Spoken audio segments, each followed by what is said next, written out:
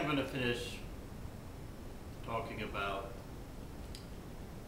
this book. The second half of the book is called the Psychonaut, which is actually another book. The first book being for the individual magic practitioner, and Psychonaut is for groups of people who want to practice magic. Now, just as in the other, I'm not going to get into the ritual. If you're interested in the ritual of this book, then I would suggest, strongly suggest, that you buy this book yourself and read it. Because if you want to be able to make a difference in your own life and in this world, you can either, well, you need to do something about it. That's all. You have to do something about it in order to make a difference. Now, I'm going to be reading a lot out of this book, so let's just get to it. I'm going to read from the back of this book first, because there's a whole section in here about Gnosticism. And of course, Lucy and I are Gnostics. Now, what is a Gnostic? Well, there are lots of different definitions of that. I find that the definition of Gnostic for me personally in this book is the best one I've found. So I'm going to read it to you. Page 174. To the Gnostics, no conception of God or the ultimate or whatever was infinite enough. They considered that the Supreme Being was completely ineffable and beyond anything that could be said of it.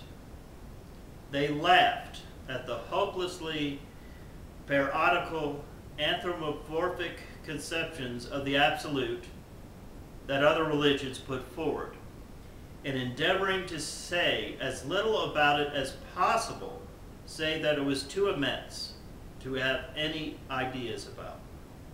To them, it was like the Tao or the void. They did, however, consider that there was a small fragment of this infinitude in man and in every living being. Gnosis meant experiencing this primal spark within oneself. Of course, this is what we've been talking about. God is not out there. God is not an entity that I pray to. God is right here.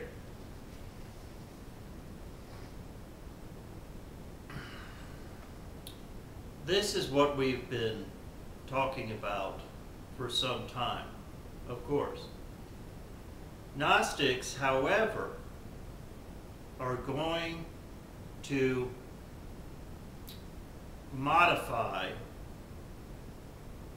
how they witness, how they testify to this ineffable spirit. Going on page 175. Each teacher spreads his gnosis by word of mouth, couching the message in a form suited to the local belief structure, adapting Gnostic practice to local need. In addition, a great deal was written down, partly to remind particular teachers what they had taught, and also to sow confusion and dissent in the ranks of the main organized religions of the day, Christianity and Judaism. A number of alternative bits of the Bible were produced to put across some important Gnostic speculation. Firstly, the God Yahweh of the Old Testament was seen as a vicious, senile old fool, intent on persecuting humanity, while the serpent, who gave knowledge, was seen as humanity's friend. Secondly, Jesus was seen as a true messenger of the infinite, but his crucifixion was considered meaningless. Only his message of love and the power above were thought important. The importance of the crucifixion of Christ to the Christian is magnified, has been magnified so much, and the antithesis of what we stand for as a Gnostic is reflected in this movie, this blasphemy of the true spirit called the Passion of the Christ. This Mel Gibson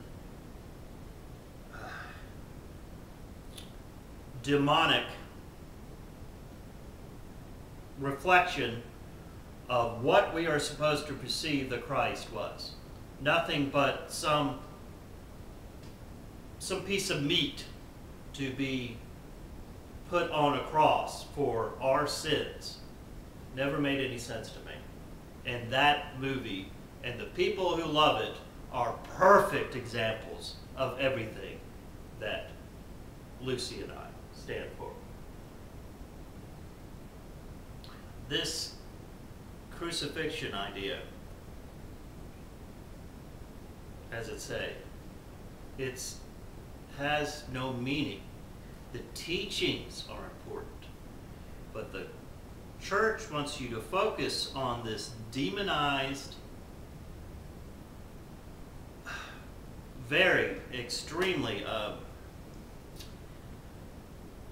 psychotic idea of the Christ, this passion of the Christ, all these things that they do to him in this movie.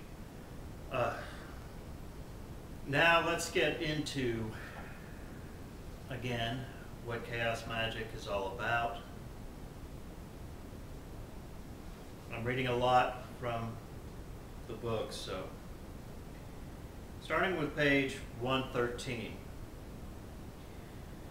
An ancient Chinese curse runs, "May you live in interesting times." Since the fall of the Roman Empire, there have rarely been more interesting times than these.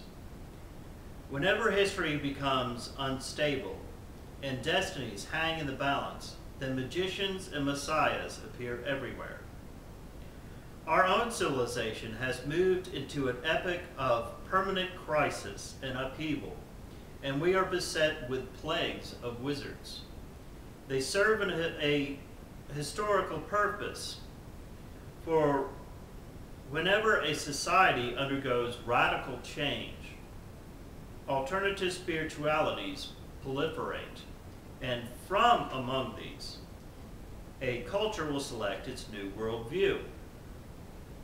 It is for the wizards to determine how the new spirituality will manifest. Most will end up crying in the wilderness or being put to the stake in various ways. But a few will bequeath to humanity a greater gift than they realize. Orthodox, hierarchical, monotheistic religions are a spent force spiritually and intellectually, although there will be some bloody battles before they are completely finished. This is our battle. This is our battle against Christendom. Let the Christians and the Muslims deal with the Jews, and let the Christians deal with the Muslims. We deal with the Christians, those of us from English-speaking countries, those of us from European countries, those of us who grew up with this Christian blight upon this land. Science has brought us power and ideas, but not the wisdom or responsibility to handle them. The next great advance that humanity will make will be into the psychic domain. There are many encouraging signs that this is beginning to occur. It is in this new field of endeavor we shall rediscover much of the magical knowledge that the ancient shamans once possessed. Of course, we shall know it under different guises and will eventually expand on their knowledge immensely.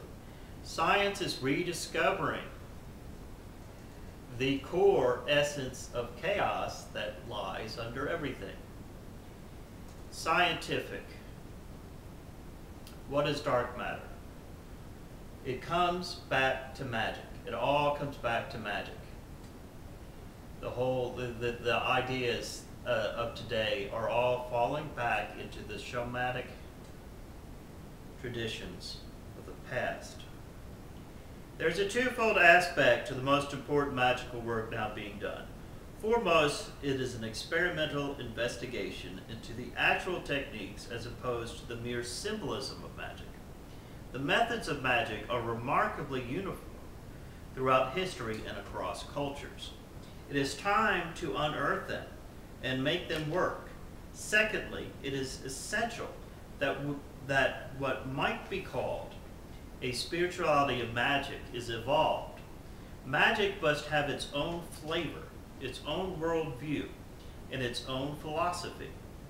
There has always been a tendency to regard magic as an antique art. All shamanic systems consider themselves to be the repository of only a fraction of the power and knowledge that the traditions once held. It seems that the past reality was more chaotic and susceptible to magic. Even astrophysics and biology supports the mythical view. To look at the furthest object in the heavens is to catch a glimpse of some of the earliest events of this universe. Here, cataclysmic events of unbelievable violence and strangeness are occurring. The beginning of new psychic awareness has acquired a definite subversive flavor. Magic is aligning itself against oppressive forms of order in many fields. Magic is opposed to a psychiatry and medicine designed to patch up the damaged automation and plug him back into the system. Instead, it would rather that individuals learn to handle their own mental self-defenses and treat their bodies with gentler remedies such as herbs. The chaotic aspect of a new eon magic is psychological anarchy. It is a species of Operation Mindfuck, applied to ourselves as much to the world. The aim is to produce inspiration and enlightenment through disordering our belief structures, humor, random beliefs. Counter-information and disinformation are its techniques. To make an innocuous example, I usually advocate astrology pervasively to ordinary people, but ridicule it to my magician friends. Humor and random belief allow the use of astrology to disorder what people think either way. Does this mean that I am A, lying, B, mad, C, enlightened, D, aware of our ability to live almost any truth? If you are looking at my Google Plus page and you're seeing me come out for ISIS, which I've been doing for a while now, it's all, as he so eloquently puts right here, a mindfuck to you Christians. Do you really think I give a damn whether Assyrians in Syria, whether Christian Assyrians are getting their heads lopped off or not? Do you? Of course you don't. Ego. God, you Christians. Megalomania. So if you see me writing things, if you look at my Google Plus page, you know there is a little place where I could not put that up on my Google Plus page. I put it up there for a reason. fucking with you, Christians, and you're falling for it each time. I'm testing you, and you're failing each time. Christians. You're not Christians. You're not followers of Christ, and you don't have any concept what the Christ consciousness is. Not the ones I deal with on YouTube. Most of you. Most of you. Not all of you. Every now and then I run across a decent person. They're getting fewer, harder to find. Online anyway.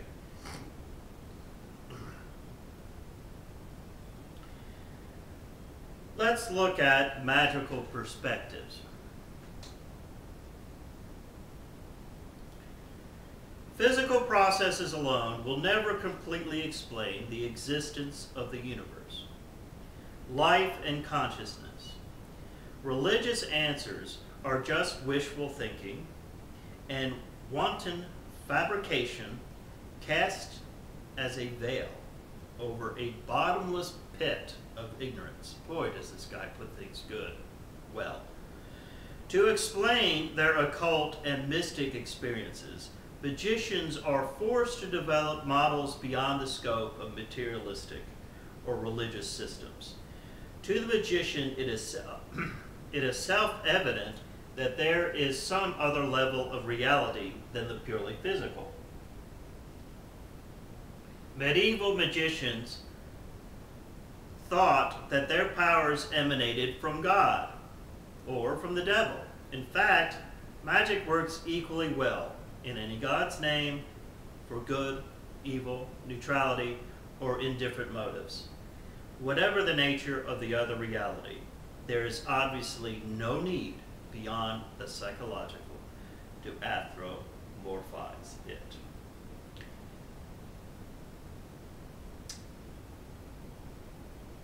Perceiving things in a certain way from a magical perspective doesn't matter. You believe your powers come from this source or that source, it doesn't matter. But I love this. If it's worth reading again. This is so well put, I'm going to read it again.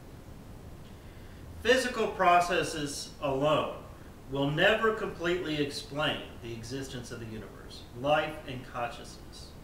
Religious answers are just wishful thinking and wanton fabrication cast as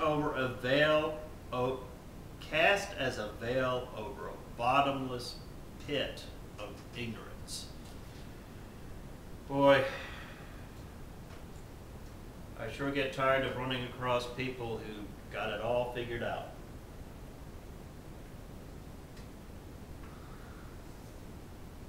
Look, in the times ahead, you are going to, regardless of your belief system, you are going to have to learn to roll with the punches. Because if you don't learn to bend, you will break. And that's going to be Christendom. And I hope so much that I'm able to witness the end of Christendom. You know, I don't care if you Christians get caught up in the air and for all eternity, every single day of your life is your birthday. And you spend it opening presents and blowing out the candles on your cake. I don't care what happens to you Christians, as long as you're not here anymore.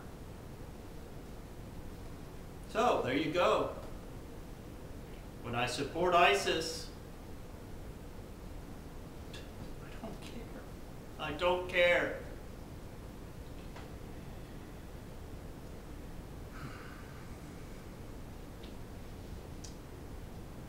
Page 153.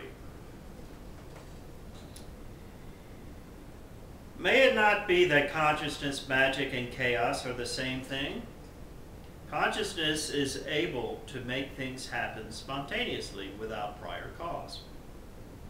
This usually happens within the brain, where that part of the consciousness we designate will. Tickles the nerves to make certain thoughts and actions occur. Occasionally, consciousness is able to make things happen spontaneously outside the body when it performs magic. Any act of will is magic.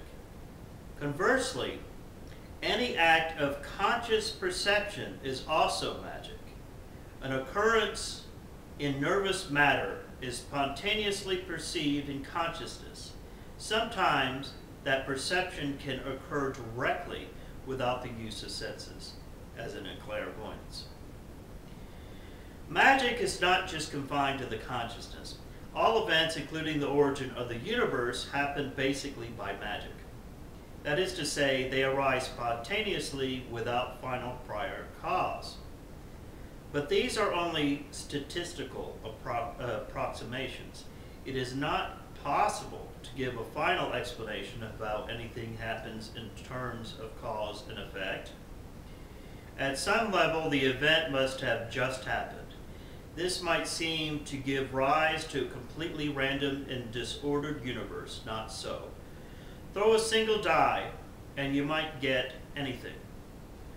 Throw 6 million, and you will get almost exactly 1 million sixes.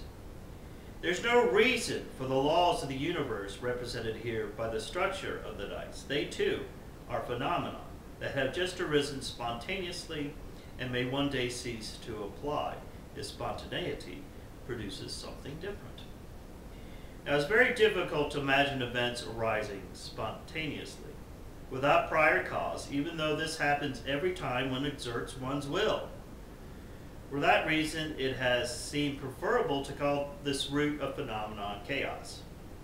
It is impossible for us to understand chaos, because the understanding part of ourself is built out of matter, which mainly obeys the statistical forms of causality. Indeed, all our rational thinking is structured on the hypothesis that one thing causes another. It follows then that our thinking will never be able to appreciate the nature of consciousness or the universe as a whole, because these are spontaneous, magical, and chaotic by nature. Now it would be unjustified to infer this universe is conscious and can think in our sense of the word. The universe is the thought of chaos, if you like. We may be able to understand the thoughts, but not the chaos from which they arise. Similarly, we may be accustomed to being conscious and exerting our will, but we shall never be able to form ideas of what these are. Each of the major human philosophies attempts to answer a particular question about existence. Science asks how, and discovers chains of causality. Religion asks why, and invents theological answers.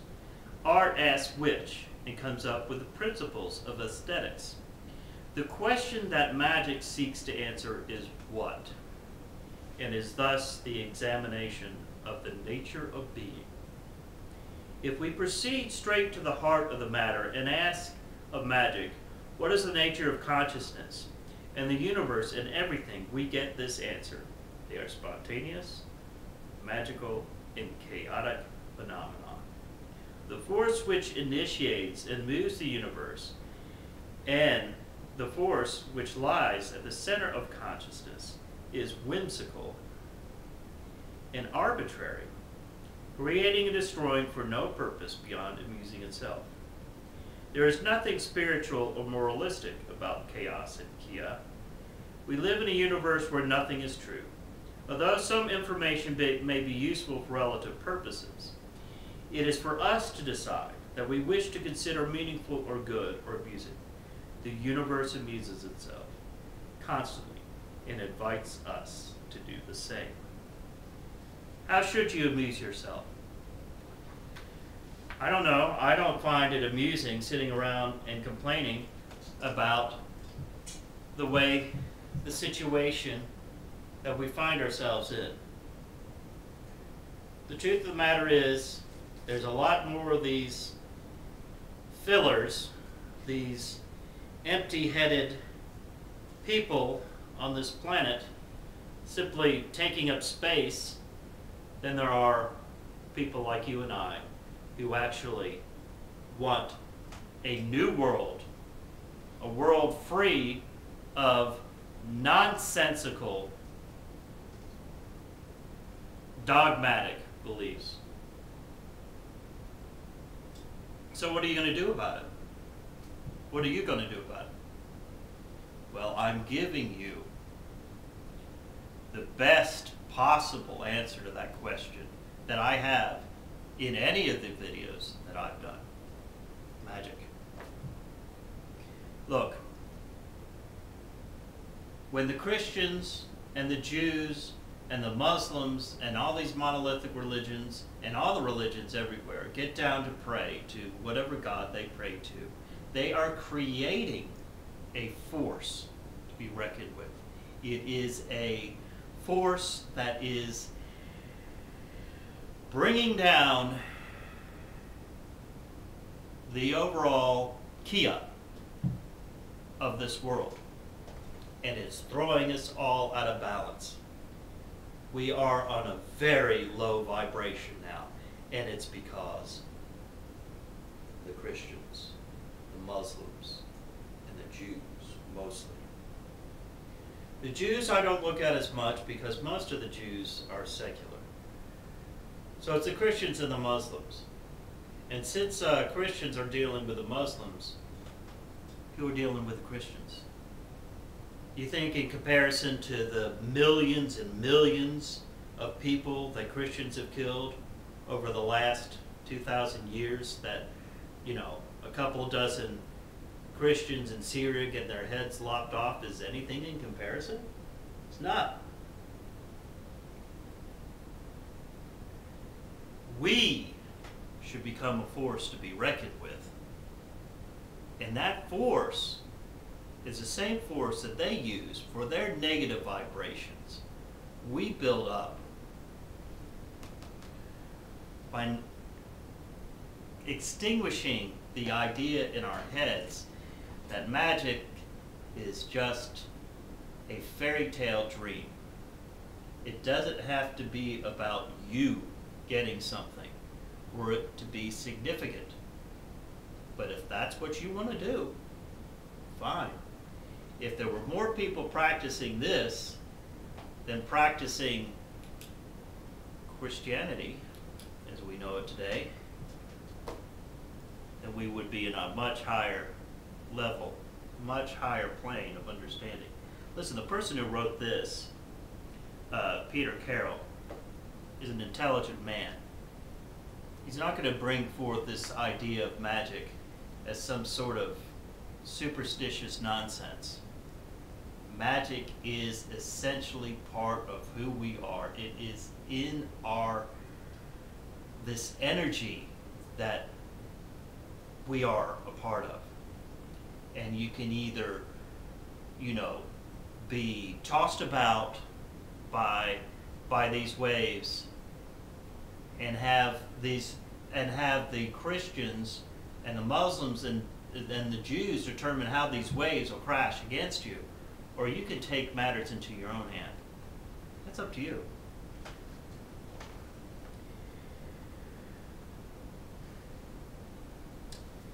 Well, to finish up,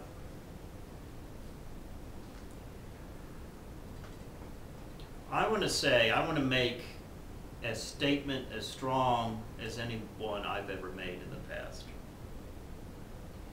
Me, I'm looking for people who have the courage and the resolve to understand we are capable of willing this world into a place that we can feel comfortable in, where people are actually using their brains and evolving to a higher state of consciousness instead of this de-evolution that we're seeing lately. So I want you to, those of you who understand what I've been saying over these last couple of videos about chaos, I want you to step up, to make a difference. Try this for yourself. If you're interested, try it for yourself. Either you're going to continue to allow these outside influences to pervade the consciousness of this planet, or you're going to step up and you're going to do something about it. We can sit around and complain all we want to. We can do something about it. We are practitioners of darkness working for the light. Sentinels of the light, if you will. We are protectors of the light. Those of us who are the roots of the tree. But not necessarily carriers of the light. We are the adversary to those who are postulating, those who are out there professing this bastardization of the truth, Christendom. We are their adversary. We are their Satan. Satan is not a name. It's not a title. It is a description. Take it upon yourself to become their Satan. Embrace the idea that you are their Satan. I do. And if you don't believe me, go look at my Google Plus channel and see what I'm saying to Christians. I call upon you. I call upon you as someone who is as concerned about this as you are, to do something about it. Do more than sit about and curse the darkness. Let's make war against it. This is our time. We are called to bring a conclusion to this age. We, practitioners of darkness, working with a light. We, the legion of shadows. We, who are children of chaos. Let this be your wake-up call. Now you